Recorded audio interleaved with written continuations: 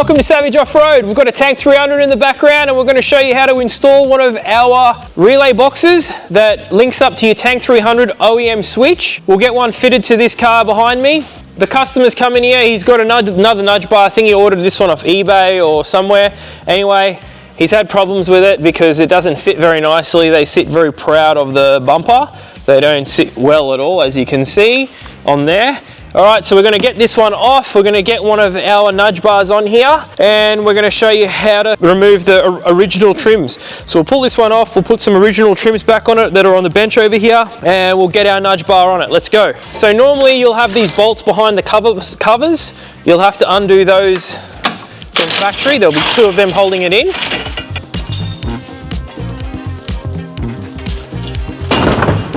So we've got the nudge bar away. So these are the two factory bolts on each side that are in the vehicle that you'll need to remove. Oh, the light bar on top was rubbing his factory blackout. Look at that, it's rubbed a hole in it. So we're gonna reverse this install for you. So we're gonna put the cover plates on. It goes from bottom and then top, pushes in. And then we'll show you how to remove these. They're so easy. Grab the top, push like that, and that's how you remove them. That gives you access to both of the bolts that are underneath. Okay, I've got Sammy holding our nudge bar and we're going to show you how to insert the light bar that's not included, but it's sold as an optional accessory. So you've got a 22-inch light bar with a dual spread beam. So it's got a focus point and then a spread. Okay, so we'll show you how to fit the 22-inch light bar in now. So all you do is you just spread it open, start from the middle and work your way in, and then push it all the way to the end. Tap it along, that drops in, that's your light bar in. Okay, so just remember, if it's too tight, start in the middle on an angle, come in, spread the middle, because obviously it's there's less strength in the middle of it, so you can flex the steel open, and then you can push your nudge bar in. Then you're going to get your little Allen keys, and you're going to put them in the side. Let's go, Sammy. Now we've got these fancy little right angle Allen keys, okay? So it makes it nice and easy to get in here. We'll just do this up. So you start them by finger and then just do them up with this. Okay, so we've got them installed, one on each side. Let's stand it up and have a look. Do we need to adjust the light bar? Okay, so that light bar's on. Now they come standard with a mesh in here. The mesh can be removed. I mean, you can keep it on there if you want, but we just have a mesh there so that when you don't run a light bar, it looks pretty cool with the mesh. So you can adjust the light bar by pivoting it. So I'm just turning that according to how you want to move it. So you just stick your fingers behind and you just turn it the angle. So once it's on the car, you can angle it to where you need it. There you go. Okay, so these should come standard with a Deutsch connector already on it. We have to do these locally in Brisbane, so they don't come from China like that. Now, if your one didn't, I'm very sorry. We are doing it now. We are getting them all the Deutsch connectors on there. They were supposed to be on there, but we realized there was a batch that didn't have them. So we're getting that all sorted now. In the kit also, we add these in the kit. These are your 4 bolts that bolt it to the chassis rails. These are the covers that cover up the bolt holes on the front of the nudge bar. This kit here, that bracket, don't need it. Don't need any of this stuff. You can try and use the Allen key, but it's much easier if you use a ratcheting Allen key, okay, 100% easier.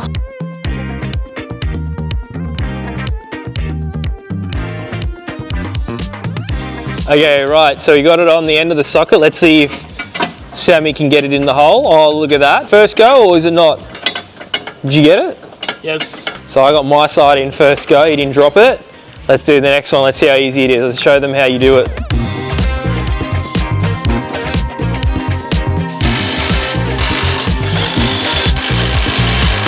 So that's done up nice and tight in there, fits beautifully. One nudge bar fitted, let's route the cable in.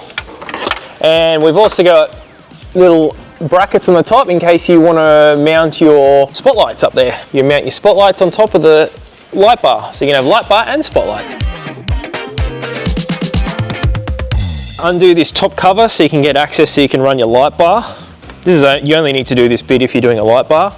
So if you're just doing the nudge bar, that's the nudge bar finish. I'll just put the end caps on it now. These in here, one in there on both sides.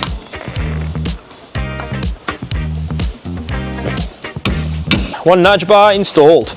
So this bit we're doing here now, which is removing the top trim, you just push these little clips in, down, and then once they're pushed in, they just pull out by finger, and that's it. So all the all the trim clips are removed, so let's remove the cover. So you pop these two sides on each side, and then once you do that, you fold it up like that, and it slides out that way, put it aside, and we have access to the top so we can get our cables run up here now. So now we'll put some Coro on this, and then we'll run it up inside. So this is the Savage GWM Tank 300 light bar harness. Okay, it's rated to 300 watts. So it'll run the 22-inch light bar and say some spotties if you had.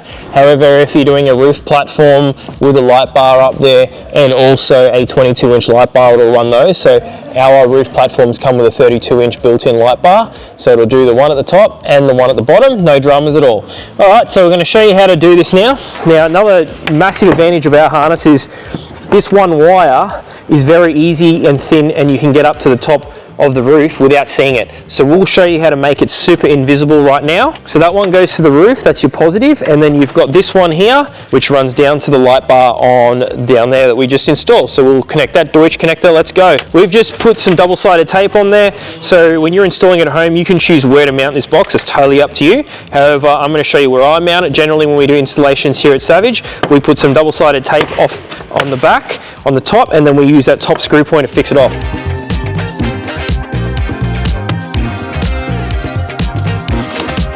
Okay, so we've got this here, which plugs into the piggyback harness. So we'll grab the piggyback harness and plug that into the back of the headlight. So we're going to unplug the factory wiring now. Okay, so that's it there. You're going to plug that into that. All right, so he's plugged that in.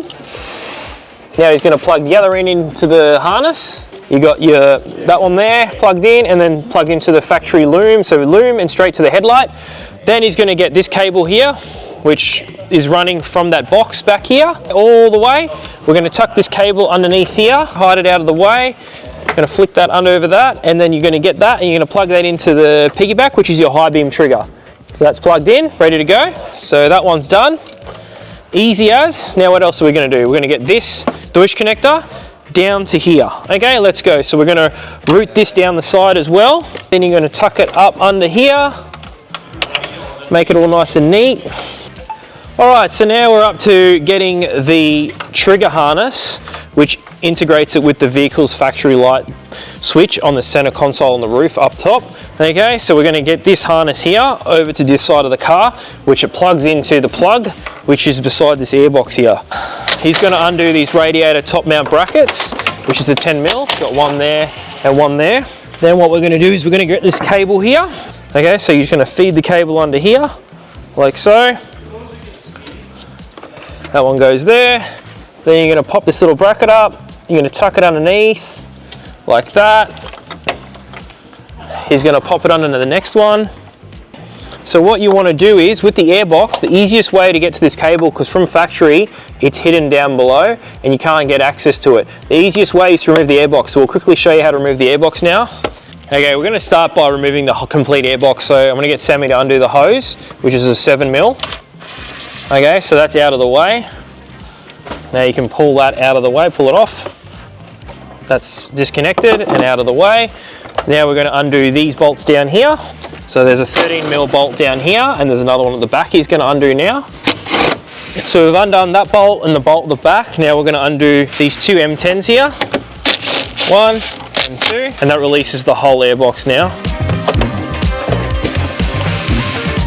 There you go, your whole airbox is out of the way and you get access to this connector.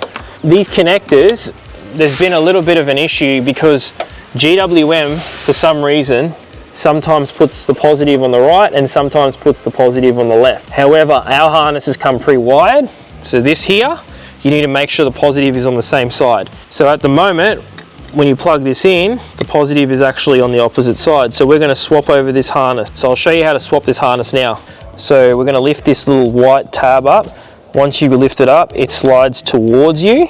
Okay, you'll see that slides out now, that's unlocked.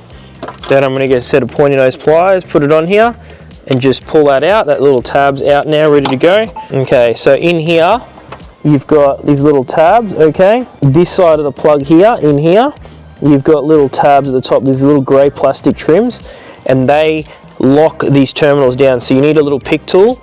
You'll get the pick tool and bury it deep inside. Once you've buried it deep inside, you lift it up and that'll release the cable, and you'll be able to slide the cable out from the back. Once you've slid the cable out from the back, you'll swap this side to that and then the other side to that. Now, make sure you get a good torch and have a look down there before you play and you don't damage anything.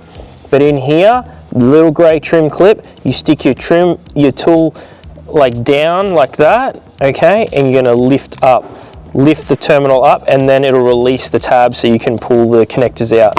Unfortunately, GWM and Tank have decided to make it a little bit challenging for us, because they're deciding to put the terminals on all sorts of sides. So we can't choose a side because they change it depending on the batches. Anyway, so once you've done that, we're going to plug our clip back in. That clip plugs in. You've got red to red, black to black, and we're going to tidy this cable up all along here, make it look nice and neat, and put our cover on. So this is ready. We're just going to pop one more cable tie on there. This is cable tied along here. We've put it neatly underneath all along here. One more cable tie along here. That's neat. This is your positive, so your positive is going to go over to your positive terminal. Your negative is obviously going to go to your negative. 13 mil under the positive. All right.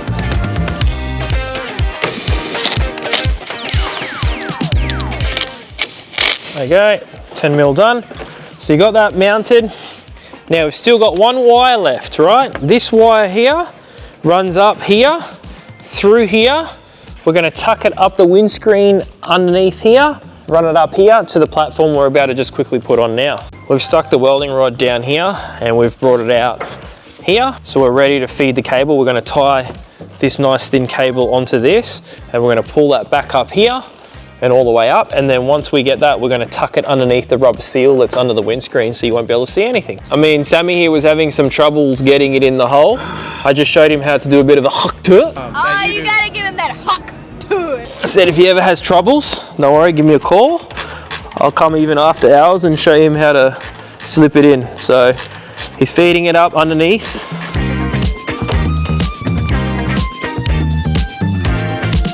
That's how you do it. Once you've got it in, you sort of just silicone spray it and just feed it all the way to the top, underneath the seal. And then once you get to the top, we're going to pop this trim up here. Okay, and then we're going to feed it out and plug it into our light bar on our new Savage Off-Road Platform Premium. Look at that. Just move that up, okay, and then you're going to feed this underneath and you're going to pull it out of the gap at the top here. Let's do that, Sammy. And we close that back off. And then as you can see, it's completely covered. So just whack that back down, the Velcro sticks back, and that seal is all the way, the cable's underneath the seal. Feed the cable up here, and what we're going to do is, any excess, we're going to either pull it back down into the engine bay, or you can ravel it up here, and then we're going to get our Deutsch connector and plug it into the Deutsch connector that's included in the kit, and then that'll plug onto your positive. So this is your positive feed into this side of the Deutsch connector. So in the kit, you'll see the Deutsch connector. Okay, so this is the harness we supply in the kit. That gets grounded onto it's going to get grounded up here, okay, onto a bolt, and then your positive pin's going to get pushed in, so I'll show you how to do that now. Okay, Sammy's going to push it in now. That's locked in, pull it back until it's flush. Make sure these are flush, okay. Once that's flush, put the little locking tab in. That's clicked in. Okay, plug it into the light bar.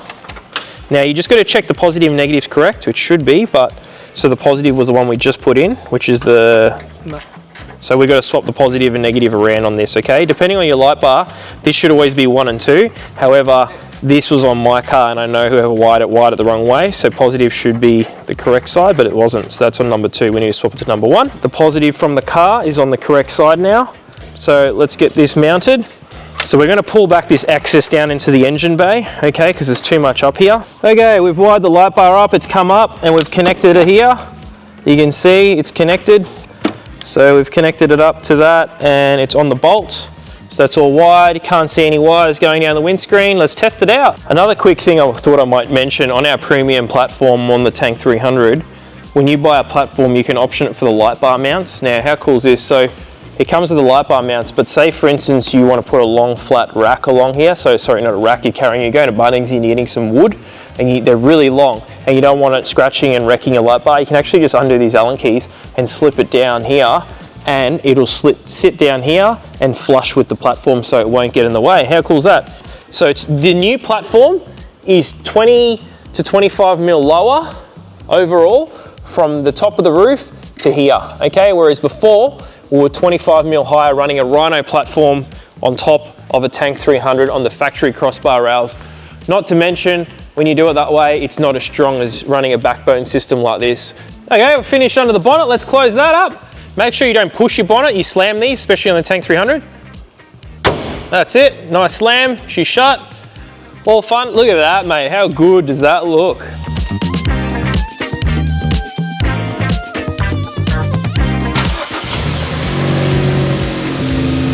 Look at that. Turn it off, turn it on. The switch above the middle console, that overrides the light bar. So if you press that, so that accessory switch will now disengage the light bar. So when you pull your high beams on, go pull them on. So that's your normal high beams. Okay, now we'll press the switch. And now we'll pull them on and off. How cool is that?